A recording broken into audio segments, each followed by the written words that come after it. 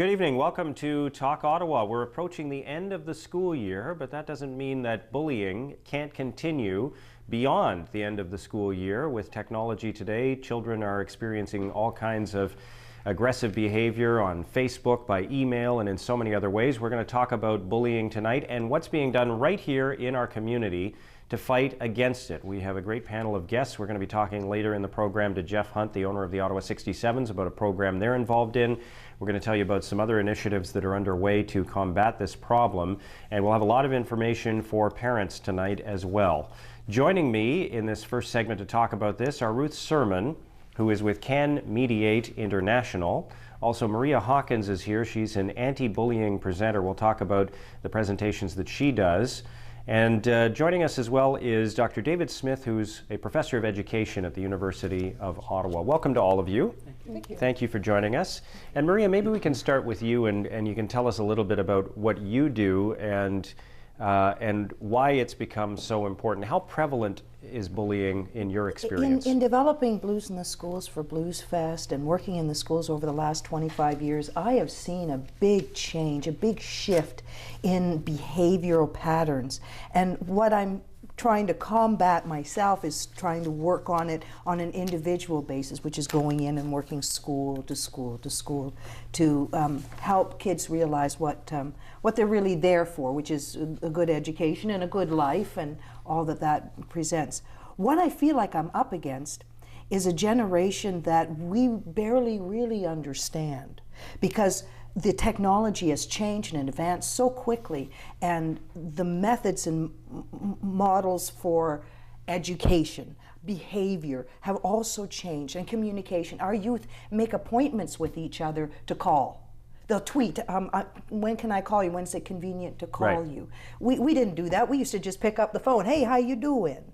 That's part of how things are changing, and now they're communicating with each other on tweets, on Facebook, and that some of that facial time is no longer there. Is it true that you were bullied when you were in school? Absolutely, yes. I grew up on an armed forces base, and I was overweight and had a darker complexion than most of the children, and glasses. And yes, I did have quite serious issues when I was very young. And it only gave me the knowledge and the strength to want to work against it as an adult. How old were you when that started? I was 7 when that began. And once again, it's a cultural thing. This is what was culturally knowledgeable, acceptable behavior at a certain time, and now can, of course, we know, lead to devastating results. Do you talk about that in your presentation to students when Yes, you go I have into a to. school? Yes. You tell them about your experiences? Yes. And, that's part of it. What impact do you think that has? It makes them go, for a second. And we talk about who's seen bullying, and that show of hands. Who's seen it in the halls? Who's tired of it? Show of hands once again. Who wants to make a change? Show of hands once again.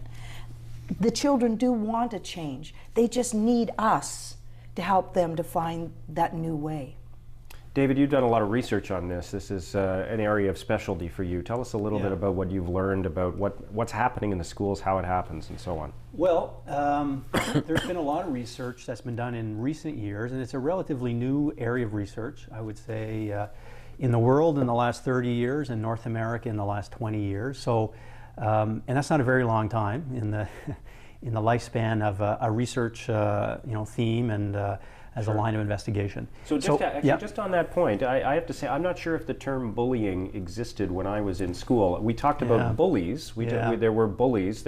You could describe somebody as being a bully, but I'm not sure that bullying as a sort of a description of a certain type of behavior that you were trying to fight in a school environment, I'm not sure if that existed. It certainly didn't when I was in elementary school and high school back in the 70s and 80s. So, she was talking about the sea change, and there really has been, and it's come from a lot of different angles.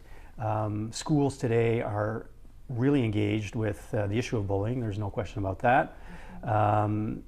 Both, there are a lot of pressures externally from parents through new legislation and policies through the government and Ministry of Education.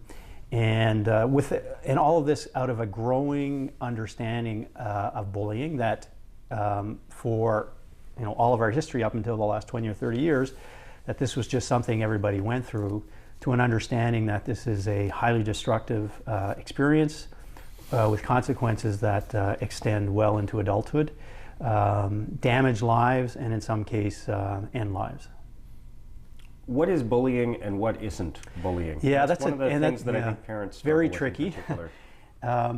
And it depends, it depends on who you talk to. We do research on this. We ask the kids, what do they think bullying is? That's the teachers, that's the parents. And it turns out that people have different perspectives on what it is. And of course, researchers like me, we have our own understanding of what it is. I find working with children, especially young children, any kind of aggressive behavior is seen as labeled bullying because we talk so much about it, right? So it's become kind of a catch-all for any kind of hurt that someone does to another person. It's not actually the case, and the reason why the researchers make a big deal about really identifying and defining very clearly what is bullying, because we understand that the dynamics of bullying and the way it happens makes it different from other kinds of aggression and other kinds of harm that can befall people that require specific kinds of approaches, right? You're not going to deal with bullying situations, and a teacher in a classroom who's confronted with this on a daily basis to try and sort these things out, is not going to deal with it in the same way that you would deal with an act of aggression between two people, for example, who share the same level of interpersonal power, social power. And that's one of the really key issues in bullying is the power issue, right? That kids, not just kids, adults do this too, people who abuse the position of power, and it's not a formal power, but it's informal power that comes through all kinds of different sources, social status, intelligence, physical size, popularity. I mean, the list is almost endless of where you can get this power from, but using that in a way that's destructive and is abusive towards other people. You mentioned that it doesn't just happen with kids, and that's something, Ruth, that you talk about. Tell us a little bit about how it extends into the workplace, for example, and then we'll talk in a moment about some of the things that you've done to try to help resolve this in a way that that kind of diffuses the conflict. So first, tell us a little bit about the workplace aspect of this. Well, I work as a mediator, but I also do another kind of piece that fits as well into the schools and kids, in that I'm a restorative justice facilitator and trainer. And so I do a lot of community justice forums with young offenders in schools and communities and so on as well. And so just on that, restorative justice is an alternate form of justice that's yes. meant to focus on resolution and rehabilitation and not just punishment. One of our Crown attorneys calls us value-added alternative measures. Okay. Which I think is kind of a cool description Right. of what we do. I got into this whole field because I'm also a parent, and I have 4 kids, and I have kids who've been bullied, and I have kids who were on the other end and who were dishing it out. And we talk a lot about the kids who are in the receiving end, but I don't think we want to lose sight as well of what goes on in the families where a child or an adult is actually the perpetrator or the person who is creating the problem. Because when you define a victim, oftentimes the victimization actually includes the family of the person who is the offender, the accused, the perpetrator, the kid in trouble at school, or the person in trouble at work whose behavior has been deemed to be inappropriate, abusive, and problematic. And so in that sense, one of the things that I've said many, many times, and I would love to have a conversation with David about this, is that do schoolyard bullies grow up to be workplace bullies? And I'm firmly convinced that as long as the behavior that they're using is working for them, why would they change it? Right. So there is a short answer to that question. That would be yes. Yeah. And that doesn't mean that all of them grow No. up that way, right? No. But the ones who do it in adulthood, by and large, have a long history of doing it. Yeah. And so in that context, because I do a lot of work in the fields of harassment and discrimination and so on and so forth, in workplaces, we often end up dealing with situations where adults are dealing with similar kinds of dynamics that sometimes just make you shake your head and go, you know, like, where's the disconnect? Because we're not getting this. I can go into a school, and we've run conferences for grade 7 and 8s, for instance, on bullying, teasing, harassment, and various other things. And I can say to a group of grade 7 or 8 kids, what do people get teased about? And they will, in about 23 seconds, fill a flip chart sheet of all the things. And you know, you listed some of them, Maria, earlier. I can go into a workplace and do exactly the same exercise. And guess what? Those 2 flip chart sheets, you could put them up side by side, Sure. They are exactly the same. The only difference between bullying in the workplace and bullying in a schoolyard that I see is the height of the players and the price of the toys. Exactly. They're taller, they're Exactly. older, they have Yeah. grayer hair. And in some cases they have more power.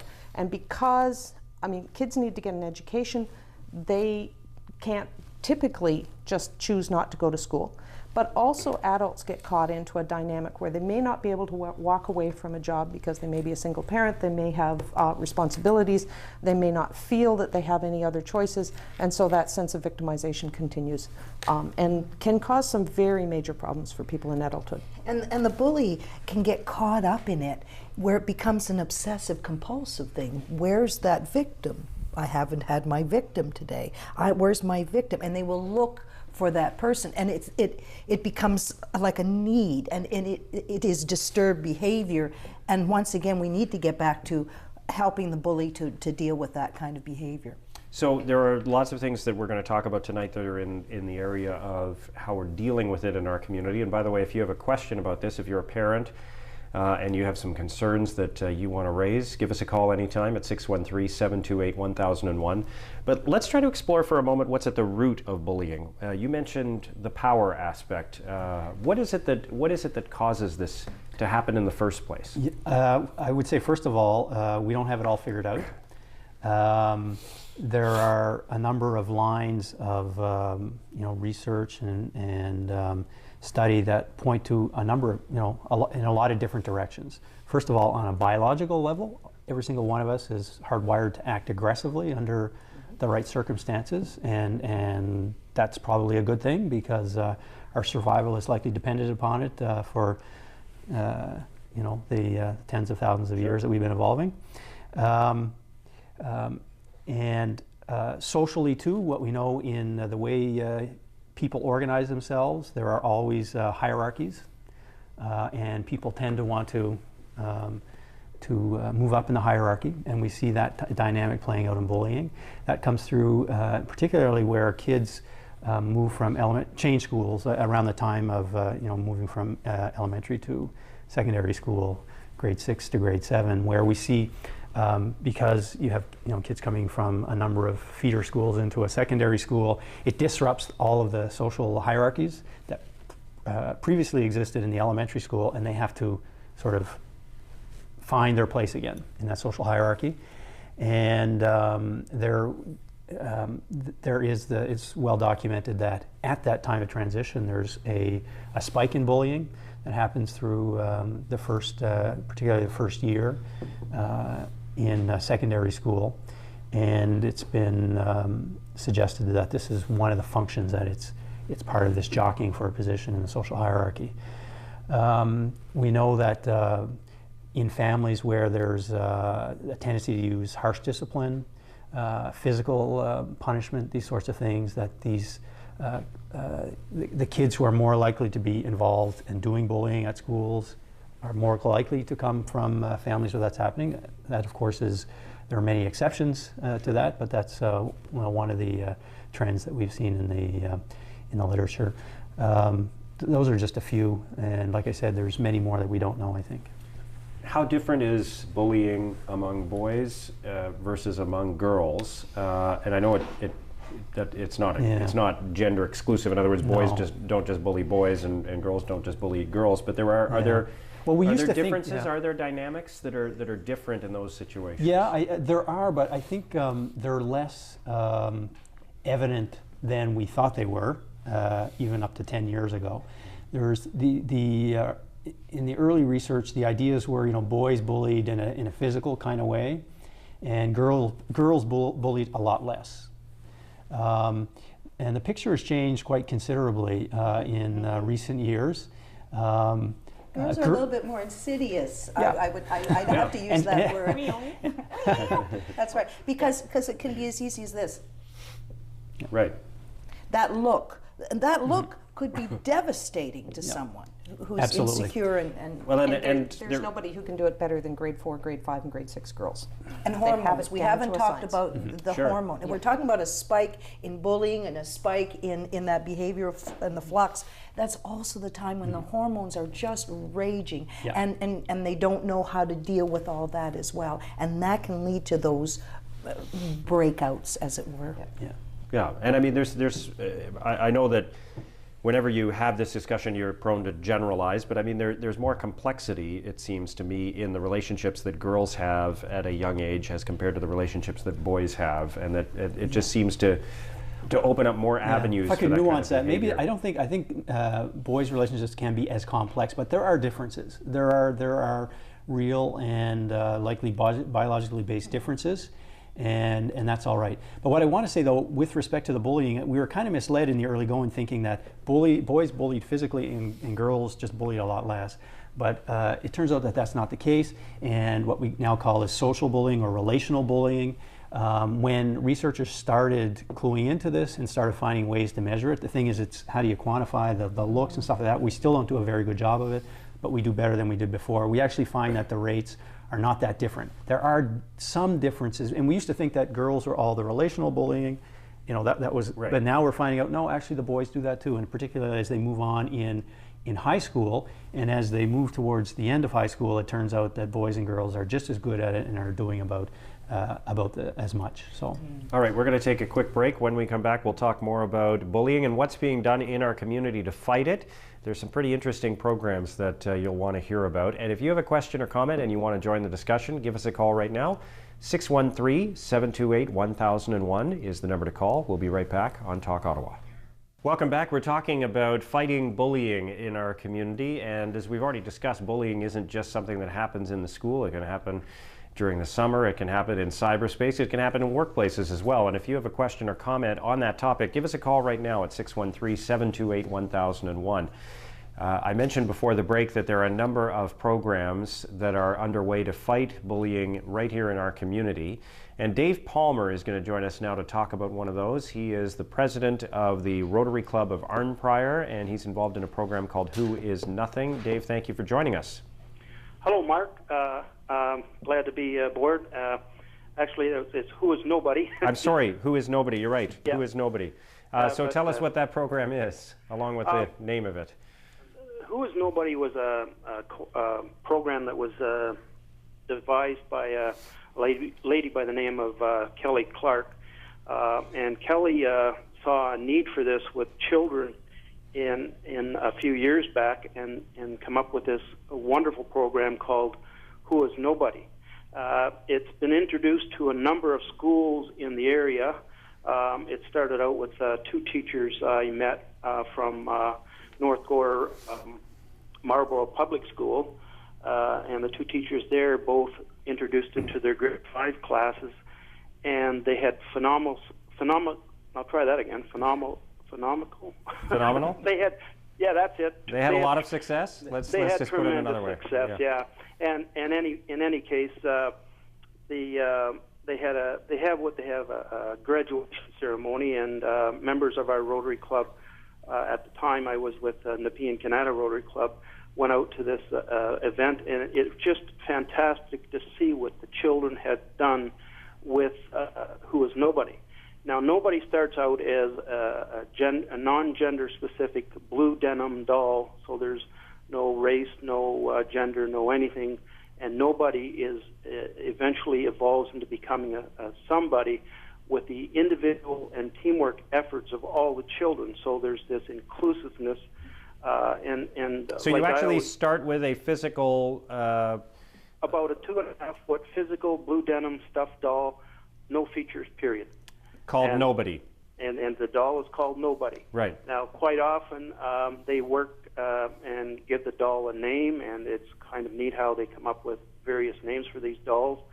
I can't remember any off the top of my head, but it's quite a simple program in that the teacher receives a kit from the Who Is Nobody Center, and it's in almost like a suitcase, and it's opened up, and the teacher introduces the children or class to Nobody, and then there's a short deal on how the program works. And each child is given Nobody for a week and is approaches the teacher with a project that they would like to do in their community, and it involves helping Nobody become a somebody. Now, the things that they do is just mind-blowing. Like girls with long hair have had their hair cut off and donated to children, going through chemo, and they have no hair, so they create wigs out of this long hair. Kids collect pennies. They work for their neighbors. One kid came up with an idea of writing to the NHL about headshots, and they put a hockey helmet on the Nobody doll. Anything from shoveling snow for an old lady down the street to what have you. And the neat thing is, Rotary is very fond of promoting literacy, and it helps get the kids involved by they have to give a written report and also an oral presentation, and then they attach something to the Nobody doll that is significant of their part in helping Nobody become a somebody. And the teamwork part of it comes in where they all work together, and if somebody's struggling, the other kids help the person that's struggling more or less, so that they're not left in limbo. So it's a real great character-building device or tool, if you will, for children to get involved in the teamwork aspect of doing things.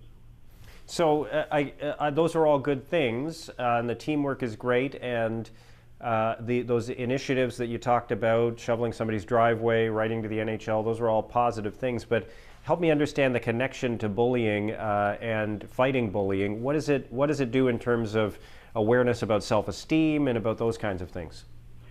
Well, for the more outspoken children, they're the social butterflies, if you will, of the class, and that they're not afraid to get involved and take a role.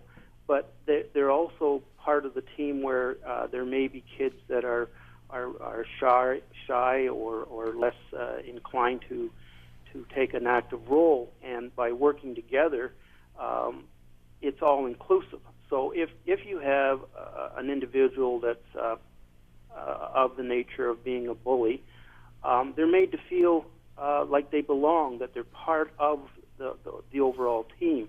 They're not chastised or pushed away from the class because of their demeanor, but they're encouraged to participate. And the overall effect, I believe, is that they feel that they too are part of this overall venture in helping Nobody become a somebody. So it's basically saying that no matter who you are, you're part of this team, and you are just as much a somebody as everybody else. So the inclusiveness, I think, helps maybe those that use bullying as a device to not become so involved or hiding certain fears, that they're encouraged by their fellow classmates, and I believe that helps work on that teamwork effort, and the inclusiveness can, I believe, make those that tend to bully not be inclined to do that as much. Now, I understand you also focus through this on trying to teach kids that everybody has a role to play in fighting bullying, not just the people who are being bullied, not just the people who are actually involved in it or connected to it directly.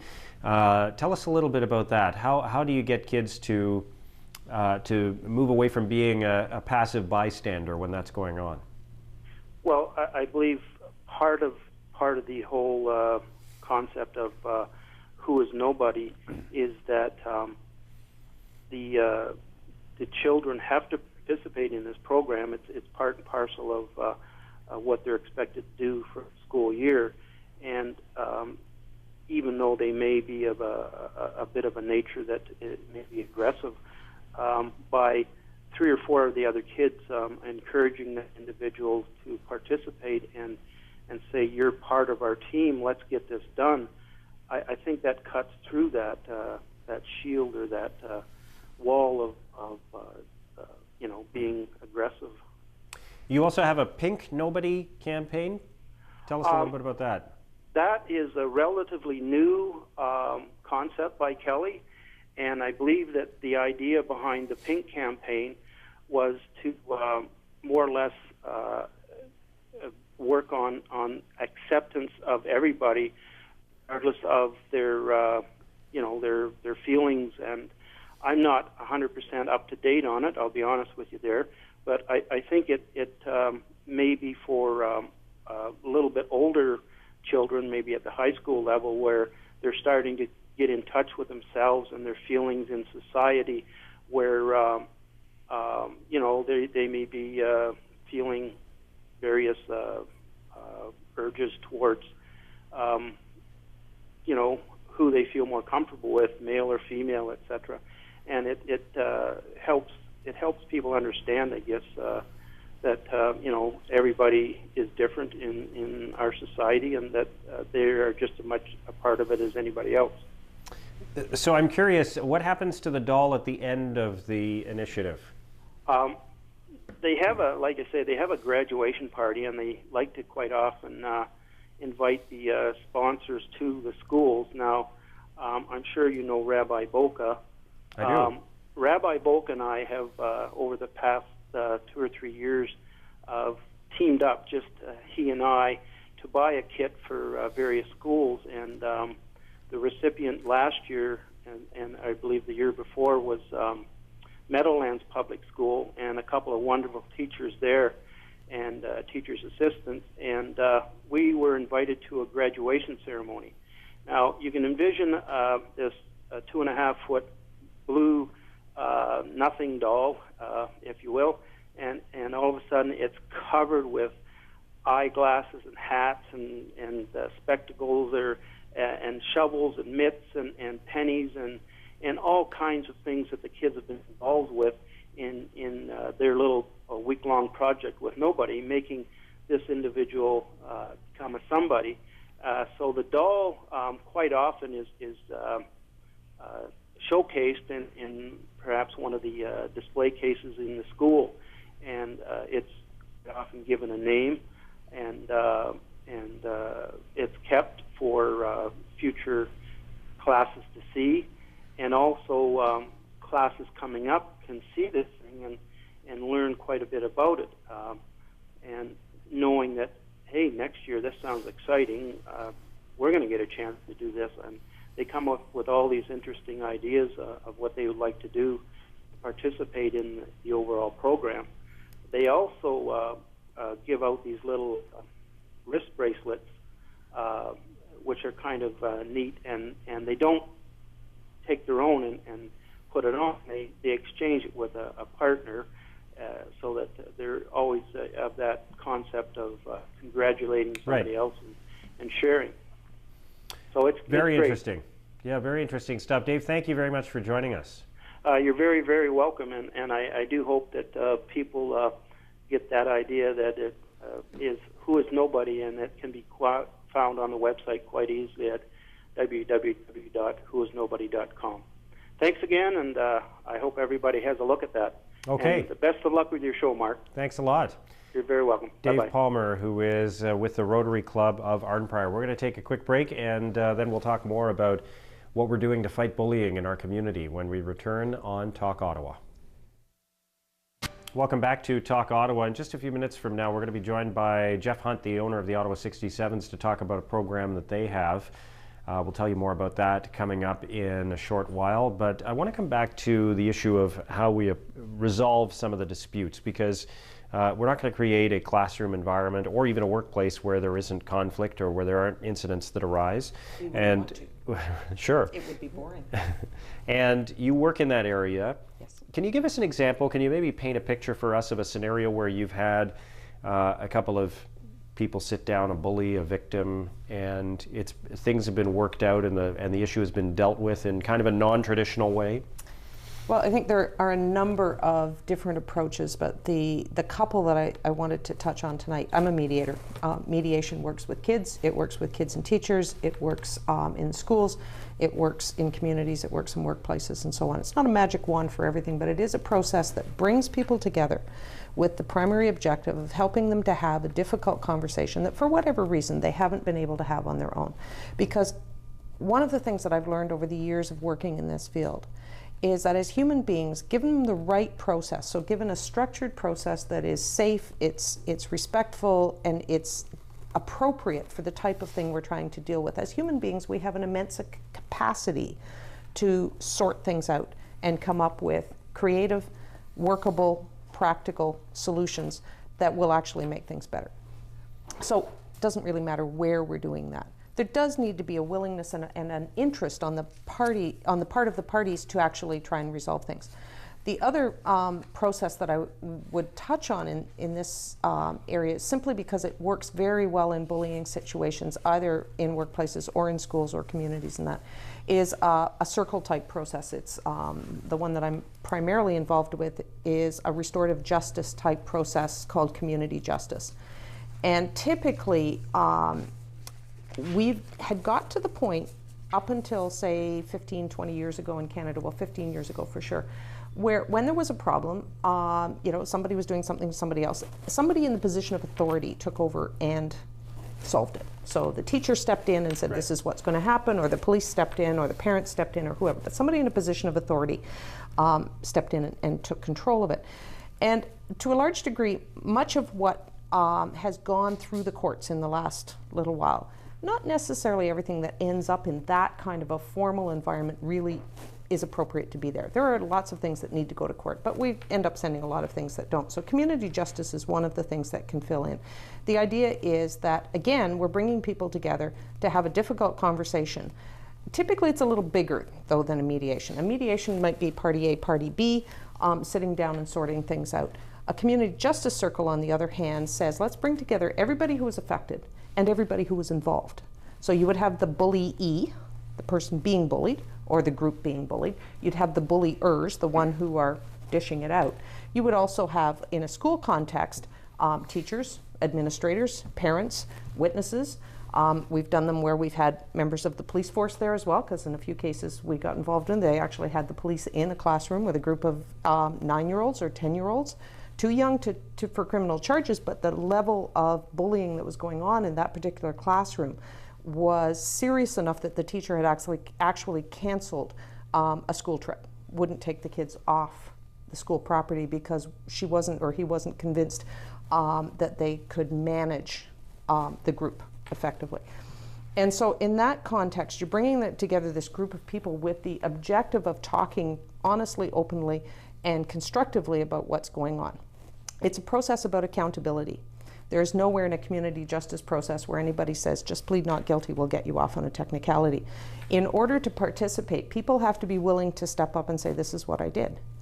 And they also need to be able to take it to the next level and say, and I'm actually prepared to try and fix it. Now, for a kid who's been doing the bullying, that's a huge shift from, wasn't me, I didn't do it, or, well, he asked for it, or he started it, or any of that type of thing, because there isn't a lot of accountability that is built into us as human beings. If there's a way of deflecting it off onto somebody else, we're usually pretty good at doing that. Certainly in criminal court context, where you've got either police or courts involved, then pleading not guilty is not going to get you into a community justice forum, because it's not a court, so it's not a place to protest your innocence. Right. So in that context, for bullying, it brings together the kids who are doing the bullying and the kids who are on the receiving end of it. And it allows, in a very structured process, and it is quite a structured process, it allows people to have conversations around what's going on. So the kids who are doing it have an opportunity to hear what other people are thinking and what their experience was. And one of my favorite quotes, I had interviewed, it was an assault situation, and they had done some fairly serious harm to somebody. And I asked the kids who had been arrested for assault, because this was a court-connected case, who they thought had been affected by the situation? And the response was me, because I got arrested. I said, well, was there anybody else? No, I don't think so. So they come into the circle with that kind of a mindset, and as they listen, they start to learn. And when they learn, then the more you can build some level of empathy, the more you can build some level of understanding and accountability, the more likely it is that people will actually be able to come up with it, and the whole group makes the decision. So the kids who are doing the bullying are actively involved in deciding how to repair it. The kids who are on the receiving end are actively involved, so is everybody else there. Nothing goes into the agreement that everyone doesn't agree to. So the compliance rates are pretty high.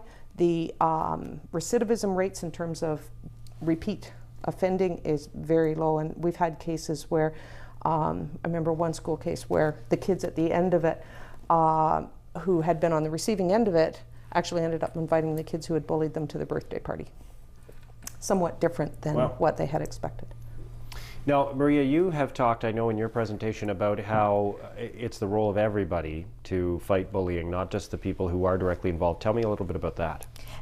My approach in going in, initially, I called the program Stop the Bullying. And the teacher said, oh my gosh, that's such a harsh name. Couldn't you change it to something else? And I said, yeah, but it lets everybody know why I'm here. And that's part of the problem. It's the secret. And it can't be the secret. Mine is like that entry level. Long before we would get to this, mine is at opening that discussion and getting that feeling of empowerment back out there to everyone, that yes, we can all be part of the change. And I think that that's a movement that needs that more support, that get behind it. We can all do this if we make a change. But we all have to do it together. What is the change that has to happen? People have to be supportive of the bullies as well as the victims, because the bullies are really acting out because they're in trouble. And they're in trouble in so many different ways. And our prisons are full of them. And our juvenile system are full of them. And the ones that are getting kicked out of school, there's a lot of bullies in there. And the kids that are in the alternative programs are also a lot of children that have been affected on both sides of the fence. What we've got to do is we've got to start them right from the JK, SK level. How do you work together? How do you work as a team? What are we here for? We're all here to have a good life and get a good education and get a good job. We're not here for the drama. We're here because we want to learn. And teachers are our partners, and that's part of the equation here. I'm sorry that we don't have a rep from any of the boards of education here, because on the Ottawa Carleton District School Board website, for instance, for Leslie Park School, they have a code of behavior for their school that's probably the best I've ever read. And if every school, I mean, we all aspire, all the caregivers in the schools aspire to that level of perfection. What we're dealing with is not necessarily that much parental support. Parents come in and they say, we want our child to have this, this, this, and this in terms of education. We want our child to have all these facilities to do da-da-da-da. But when it comes to that character development, if we can teach them character development all day long, if they go home and they're getting beaten all night long, if they don't have any supper to eat, if there's so much conflict in their house that they can't survive, if there's so much drug and alcohol abuse that these kids are not having a functional, normal life, there's more things that feed into bullying and bad behavior, because it's all under the subject of bad behavior as far as I'm concerned. And that means there's trouble. Bad behavior to me is a red flag going off. Let's help that child. It's a symptom. Exactly. And until we get to the root causes of it and figure out what's going on, we're not going to figure out how to solve it. Exactly. There's a lot of consensus at the table. I totally agree with what both Ruth and Maria have been talking about, especially around including the kids who are doing the bullying as part of the solution to bullying problems, right?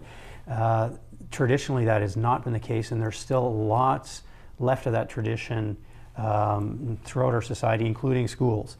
That the way you deal with bad behavior is by punishing and essentially, marginalizing those kids that are doing it. You suspend them, you send them home. And in Ontario, we've have a recent history of that with the Safe Schools Act.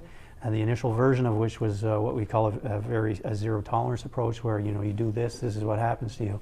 And in some cases, you end up rewarding the kids that are misbehaving by responding in those kinds of ways. What I like about the restorative justice approach, and I should say this is certainly something that's gaining a lot of currency in Ontario schools. There are a lot of boards that I know of who have taken this up in a very serious way, is that it brings, sidesteps this marginalization that can happen when you take the zero tolerance approach, and brings people back into the community of the classroom or the school.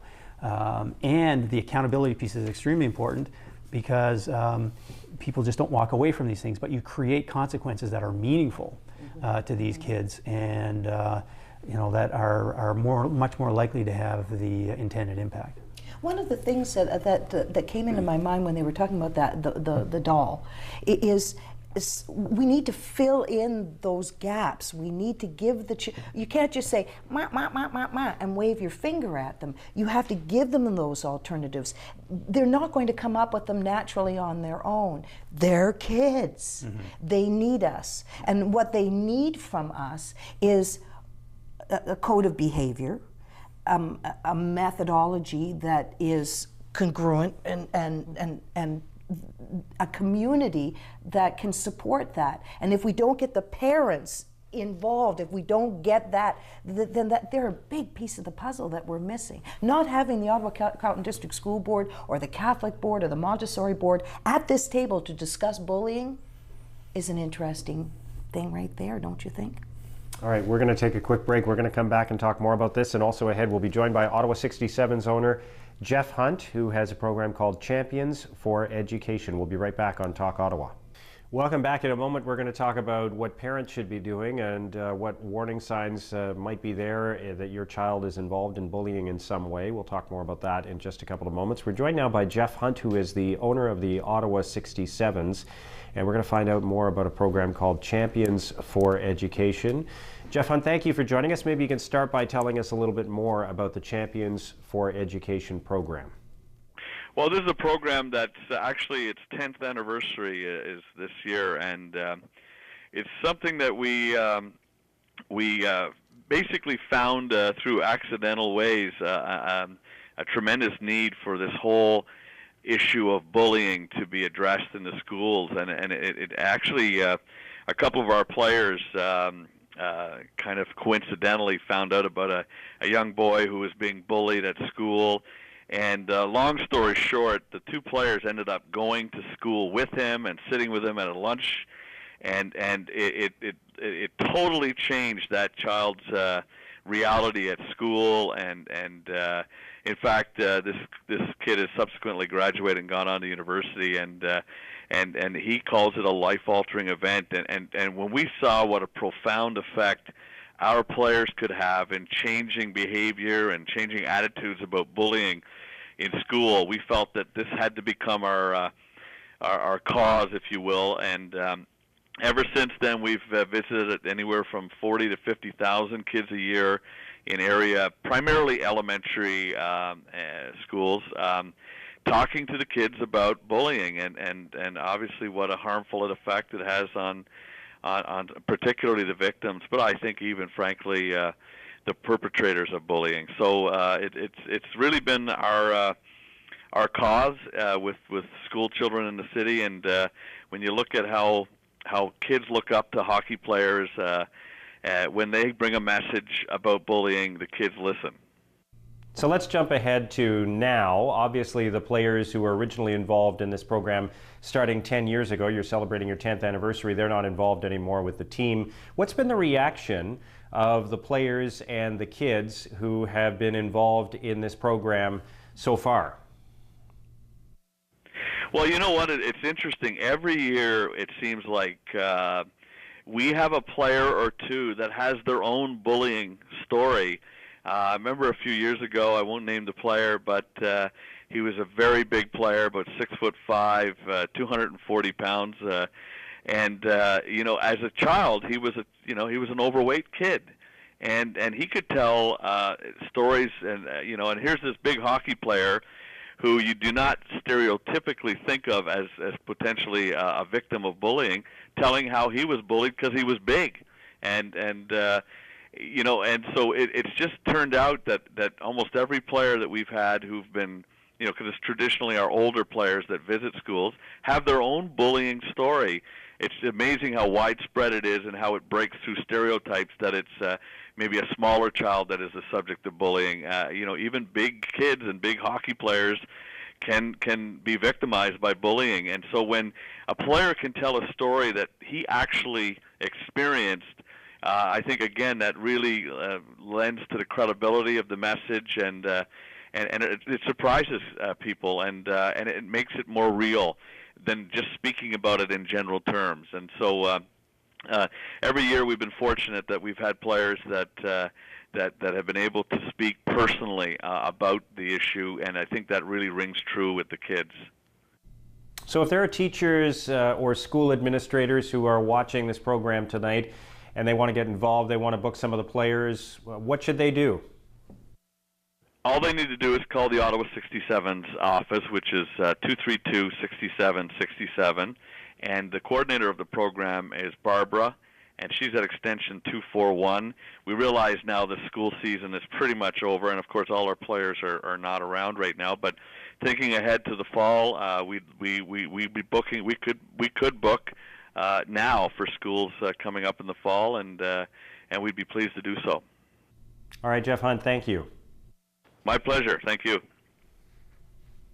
Jeff Hunt, the owner of the Ottawa 67s, and again, their phone number 232-6767. And let's take a call now from Chantel. Hello, Chantel. Oh, we've lost Chantel. Give us a call back, Chantel, if you got disconnected somehow. So let's talk about what parents should be doing. How do you spot some of the warning signs? How do you start the discussion maybe even before some of that happens? Yeah, well, I think starting a discussion, opening a discussion of it around the supper table, talking to your kids about how their day was at school. I've asked with my own kids, did you ever hear about, do people talk about bullying? I ask if there are people like the 67s coming through the school, or Marie and her program, stuff like that, to have some kind of conversation about what's going on in the school. Are the kids even conscious, aware of any kinds of initiatives? And if they're going on, the kids are going to be aware of them. So, so that is a good opening to a discussion then that could become more individualized with your own children at the table. Like, do these things ever happen to you? Have you ever heard of these things, or have you seen these things happen?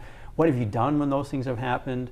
So start general, start kind of zoomed out and narrow it down to more specifics. I think opening the conversation in any kind of way, in a non-threatening kind of way, is really important. In terms of what can happen to kids when they get involved in this, any kinds of signs that shows, parents usually know their kids the best, right, in terms of how they react to stress, and different people react to stress in different kinds of ways.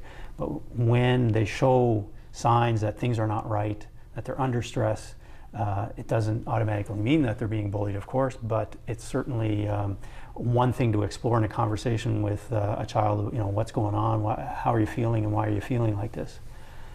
I would caution parents also to be looking for the physical signs as well. Ripped clothing, loss of personal possessions, or getting new possessions. That you didn't buy. Yes, that you didn't pay for. Getting new belongings in the house. Having conversations when your child joins Facebook, for instance, you should join Facebook as well, and make friends with your child on Facebook so you can keep up with what's going on their site. That's one of the ways that a parent can keep in touch with what's going on. Most schools have these email alerts, and you can have an email alert with the teacher from your child's class, where they'll send out these regular things about how things are going in class, things that are coming up, updates and that sort of thing. If you notice that your child is sick a lot, headaches, stomach aches, and though there aren't any physical, like the doctor says the child is fine, but yet they still have these physical symptoms, then those are signs that there is something going wrong. A parent may not have the quote-unquote the time to know exactly what the status of their child is at all times. But a parent knows when there's something wrong and when there's something off. And the teachers are the same way, but they're caught up in the deliverables that they have to. I've had several teachers say, you know, I really should have done something when the child came to me the first time, but I was doing this, right. and then the second time, but I was busy doing, and it wasn't until they said it. So one of the things, I just created a CD with the children from Manor Park School on bullying, and one of the classes wrote a song called Tell It Again and Again and Again, because kids have to do that. Tell your child, if they're having a problem, that they need to talk to their teacher, and if their teacher's not listening, then they need to talk to the principal, they need to talk to the counselor, they need to talk to somebody. And you, as their advocate, has to ensure that those proper things happen. There is a sequence within all boards of education of how these things are to be dealt with. And you just have to ensure that the process gets started. I think also as a parent, you have an obligation to ensure that it doesn't slip through the cracks in school. And I have to admit, as a parent, there were lots of times where I really didn't feel like I was connected with what was going on in my school until I discovered vans, minivans. And I discovered that the best way to find out what's going on in your kid's life is offer to be the driver. If you are the driver in the front of the van, you never look back. Your eyes are always forward, but your ears go backwards. And you will hear, as you drive your kids and all their friends, right, as many as possible around, you will hear who cheated on the math test, who got into a fight, who had a problem, all of that. Things that kids often are hesitant to share with us because they often are very hesitant. They don't want the principal involved, they don't want the teacher involved, they're afraid it's going to get worse. And so they're very hesitant to bring it up, but you can pick up those subtle clues, and that gives you an opportunity then to find a non-threatening way of talking about things that one could do. Or another alternate person, yep, if you're not able to cope and deal. Great advice. Thank you all very much for being part of the discussion. Great to have you all here. Thank you. It's a pleasure. Appreciate it. And we appreciate your time as well. Thank you for watching. We'll see you again tomorrow night on Talk Ottawa. Good night.